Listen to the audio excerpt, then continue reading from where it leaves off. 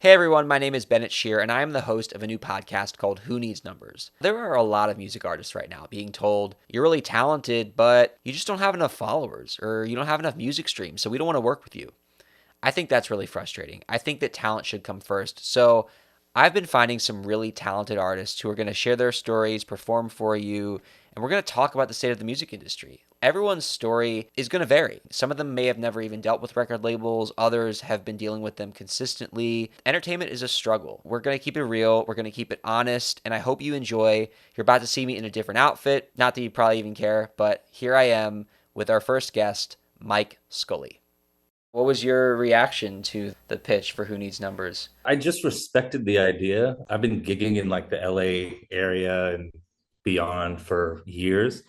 And I've seen so many incredibly talented people on stage, amazing songwriters, amazing singers, amazing performers that maybe just like aren't good at social media, certainly fall into the category of not being great with social media. And so for you to create a platform for that, kind of unheard segment, I thought it was a great idea.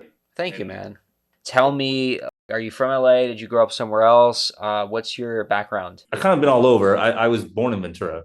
I lived in Arizona. I lived in Texas. I lived in Hawaii. I lived in Arkansas. We kind of went all over the country. Simi Valley area, like the Ventura County area. It's kind of like I just kept getting drugged back here. I've spent all my adult life living in Simi. I actually had a child when I was 17. And so that kind of grounded me helped me plant roots here in Simi, where I currently live now. I work in Thousand Oaks, have for years and years. What do you do? I work at a bank. It's not nearly as fun as the musician life. Regardless, any fun stories from the bank? There's lots of stories from the bank, man. But I don't know that I can share them. Well, we can skip to the musician stories if you'd like. Let's do that. What was your kind of realization at whatever age it was that music was something you really wanted to pursue? Pursue personally, I was like 7. I had like my first piano, and it was just one of those little battery powered piano things. And then I got a little guitar, and I learned a couple chords from a friend, a brother of a friend, older brother of a friend.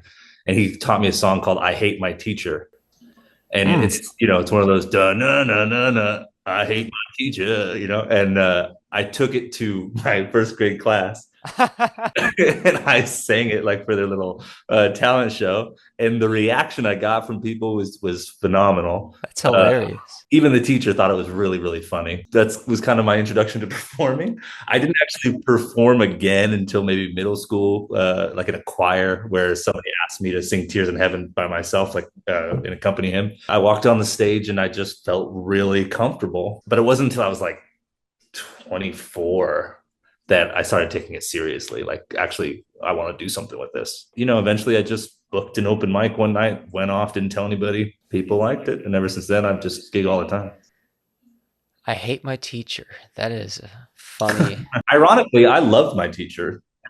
I really did. Miss Wilcox, first grade, she was awesome. Shout out to Miss Wilcox. I loved Miss Wilcox. What was special about Miss Wilcox?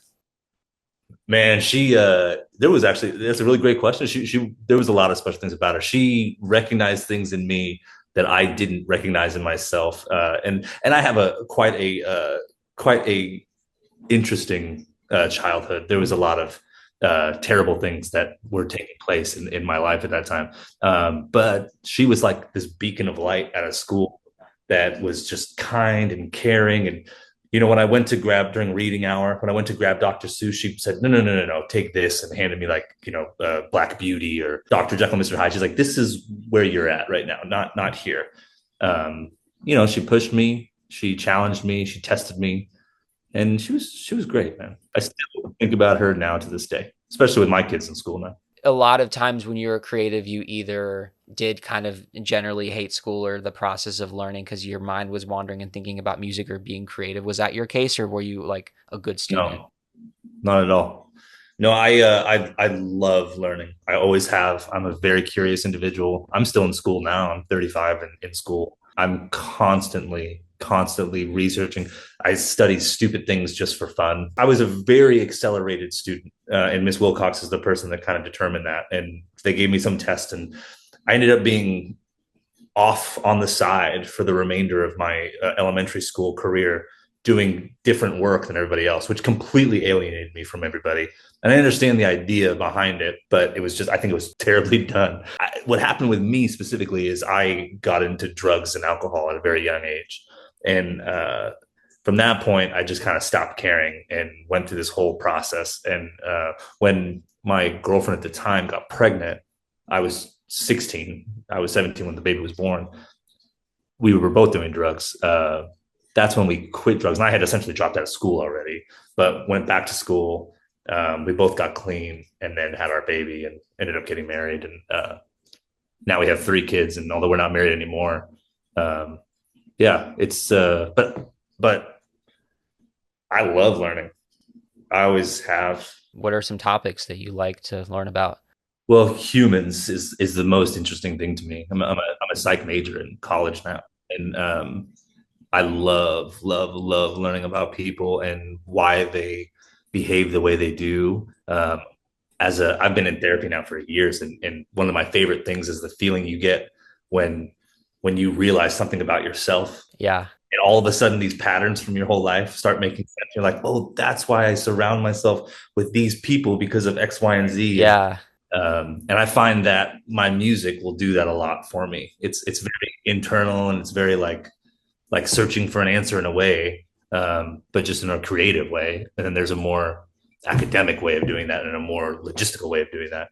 I'd really be curious to hear about your label experience and what is your take on the lifestyle of being a signed artist? So my situation was a little weird because I had all these things lined up and I'd kind of just signed with this label and, they were going to give me an advance. They were going to do all this stuff. And then COVID happened 2 weeks later. So I think is when like Disneyland shut down. I remember that was the day that everyone's like, oh, this is real. Like what's going on here? And I had quit my job at the bank. But my boss had asked me to stay through just whatever this COVID situation was. And at the time, I remember we all thought it was going to be like 2 weeks. I had literally just signed with Sotex Records, and they were a subsidiary of Universal. They just extended the period 30 days for COVID, and then they extended it 30 days again, and then extended it 90 days, which was the max they could based off the contract. And then they went under. They like, hey, you know what? This was a project we were going to do, and we're not going to do it anymore. But prior to that, they were telling me all this stuff about how I was going to go on tour with this very major artist and open for her, and that I was going to be on this record that they were making for a famous songwriter, and I was going to meet this person and do this, and it was all nothing actually came of it. I did do some touring. It was more like indie touring that they helped me with. And I met some cool people that were on my quote unquote team. And I still talk to them, the social media guy sometimes. And I don't think I would do it again. Do you think some of it could have been the same regardless of the pandemic? Yeah, so that's what I asked myself. So I was also signed to a management company, and they're the ones that got me the deal, Sotex Records. But the management company, looking back, promised a lot of things. They acted like I was incredible, and they made all these promises, and they got me all this. They just built me up, and I was really excited. And then when COVID happened and that fell through, they kind of fell through too. And she was very much like my actual direct manager. It was a whole company, but the actual person. She was very much trying to get me to wear cowboy hats. She was very much trying to like change my image and have me sing a certain way. And I do sing kind of country. I get that because I grew up listening to Garth Brooks my whole life. I'm not actually a country person from Oklahoma or Georgia. I'm just a guy from California. So I didn't want to do that. Sometimes now, just for fun, I wear cowboy hats. But I think that they were really good at promising things. And from my perspective, they were never delivered. And I put a lot into it. And I don't think that they held up their end of the bargain. And it's just, the whole thing is kind of sour for me. Looking back, all these things that they were saying, I don't know how true they are. Now that like, I kind of like, they were so quick to just turn around. Right. I don't know how much is true and how much is not. So for a year of my life, I was so excited that one of my songs was going to be in a movie and I was going to go tour with this major artist. And now I think maybe that it was just kind of all. Mm-hmm. What do you care about in terms of having a certain number of people know your music, or just doing the stuff that's most authentic to you? Like once that cowboy hat goes on, it's like it becomes a whole different thing. The truthful answer to that is music by itself. Like me, when I hang up this call right now and my guitar is right here, I'll probably sit here in this room and play my guitar and sing, and I'm going to feel a fulfillment from that alone. And that's what it really comes from. It's me, and sometimes I'm singing, Jason Isbell songs or Ray LaMontagne songs. It doesn't have to be my songs. Other times I'm being creative, and then I feel fulfilled in that. Now, there's also a whole nother thing when I'm on a stage and there's a crowd of people and they're enjoying my entertainment. That's beautiful, and that's a lot of fun. Then there's a whole nother thing of, if I could make a living from that, I don't have to be a superstar, but if I could make a living from doing that, yeah, that's what I'd want to do, as opposed to working at a bank. But like what my actual goal is, it's changed over time. But I write a song that's so personal to me, like Exit Sign, that's on my record. And then somebody from Australia messaged me and said, dude, when you said X, Y, and Z, that hit home for me. And then all of a sudden, that person's not alone anymore, and neither am I.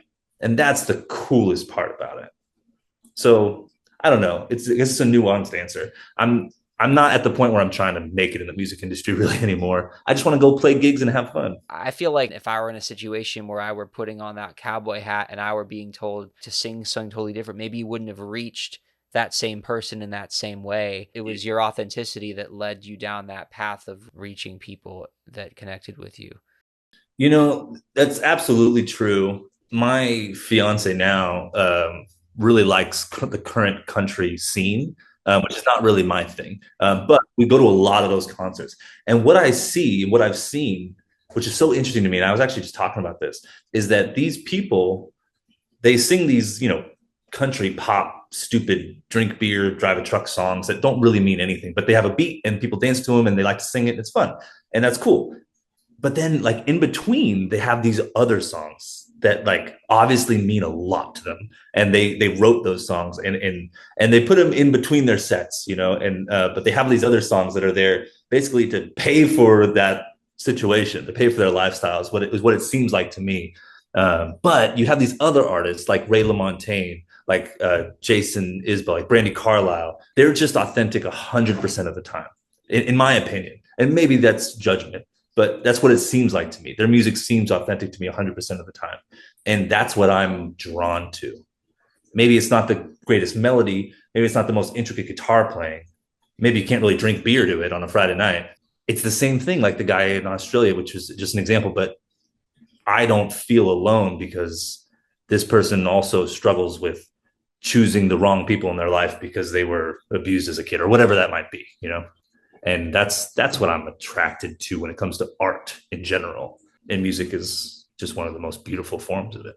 I mean this genuinely. I listened to your music. I was making lunch. I had the EP in the background. I actually really, really enjoyed your voice and I love the record. So I was excited to meet you. Let's just talk about your music and that particular album. Yeah, Somewhere Through the Trees was it was a long process. So I have a band that plays with me. They're drummer, bass player, guitar player, and I've written like I don't know 1,000 songs or something. I write songs all the time, and I wanted to put like I put an EP out a while back, but I wanted to put out my first like full length record with these guys, and we ended up winning this contest to go to Nashville and to record it at Dark Horse Studios with like this Grammy Award winning David Hannig was his name, producer, and like some major people had recorded there. I don't know. It was like a song contest that I just found on Facebook and did and won. And so they flew us out there and we got to go and stay in Nashville and go to like a real studio for totally free and work with this team of people. And we did 4 songs there, and then we did 5 songs at home, like on our own like garage band kind of thing. And there's a song on there called Golden Road, and me and my daughter sing it. My daughter's actually the backup vocalist on it. But I was driving through Oregon and by myself because I'm like that. I'm dramatic, and I had like 5 days off, and I was going through a divorce and didn't know what to do. So I just started to drive, and I ended up in Washington State. But at the time I was in Oregon, and I pulled over and like the sun was kind of going down, and it was just like beautiful, and I was looking out of the ledge, and there's like all these trees because I'm in a huge forest. And I started thinking that the pain that I'm feeling is like, if I could get it, it's like this big, right? It's like maybe a few inches big. And that's like half the size of one of the leaves on one of those trees. And look at all of those trees. And I started realizing how small my problems really are. And that's kind of the idea of the record. Are there other places that you would tend to sort of just drive and go to? I do it all the time, and I still do it. Yeah. That time was working. I've been up north many times. I've been all over the country and the world. And, I've been in Tennessee a bunch of times now. There was a time there before COVID that I was, signed to a label and touring and playing all over. So that was my favorite part of it, is the traveling and then getting to play that night and meeting people. And it was cool. It was a lot of fun. Now it's more local. Now it's more for fun. I would love to hear anything that you would like to play. I'd love to do that, man. I'm going to play one of my favorite songs. The song's called Give Me a Train. And this I wrote the day before I went to Tennessee for the first time to change my life, because I was invited to some special hoity-toity thing that ended up being just a church that was looking for new members, which, wasn't my thing. So we ended up driving home the next day. I'm terrified of planes. But this was the deal. This was like the day my life was going to change. I wrote this song. This song is called Give Me a Train.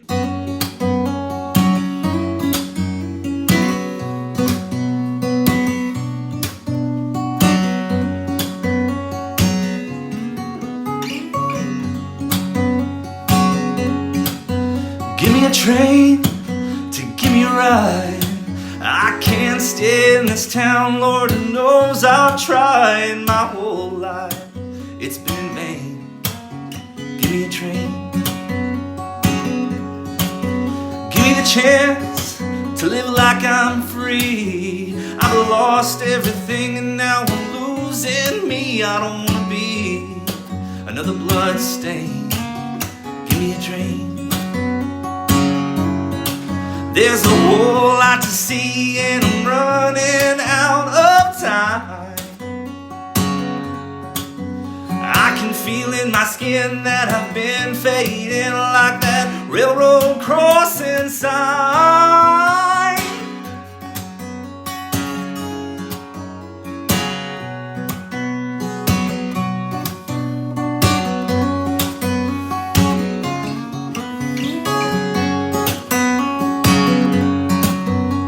Home that don't stand still. Let me bend my bed to my own free will, up on a hill or down on a plain.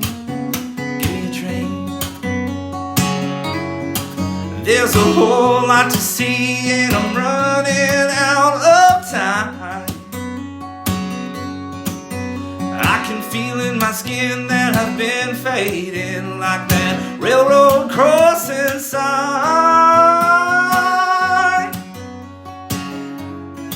Yeah, yeah, yeah.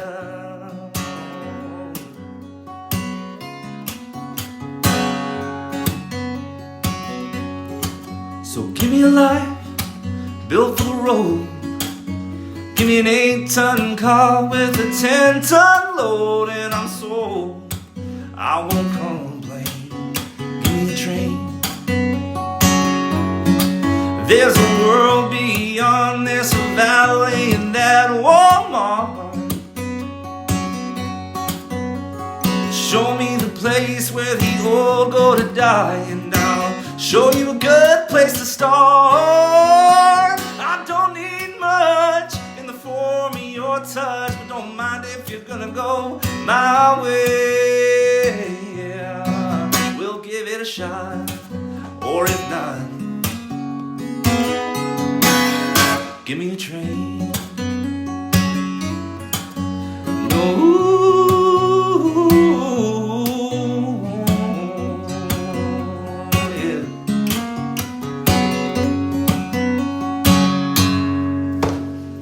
You got so much soul in your voice, man. I mean, I love your voice to begin with, but hearing it live is really cool. You know, just put an ad up on Facebook and like, you meet cool people. Yeah, man. That song was written, you said the day that your life changed, right? Well, the day I thought it was going to change. John Mayer has this famous quote. He said, the day he learned life was malleable was the day everything opened up for him, when he could fix it and move it and arrange it however he wanted to. And that was that moment for me. I was like, oh, this stupid dream that I had, picking up a guitar at 24 and going to the open mic by myself and scared out of my mind, playing the song, like it became something. I love the way you explain things, and I've really enjoyed getting to know you. If there's anywhere people can go to follow you, where they can stream your music, any stuff coming up, anything that you want to promote before we head off? Yeah, so my website's MikeScullyMusic.com. Scully is SCULLY. Everyone always puts a K for some reason. My ats are all at Mike Scully Music, all the same thing. Somewhere Through the Trees is my newest record. Came out about a year ago, but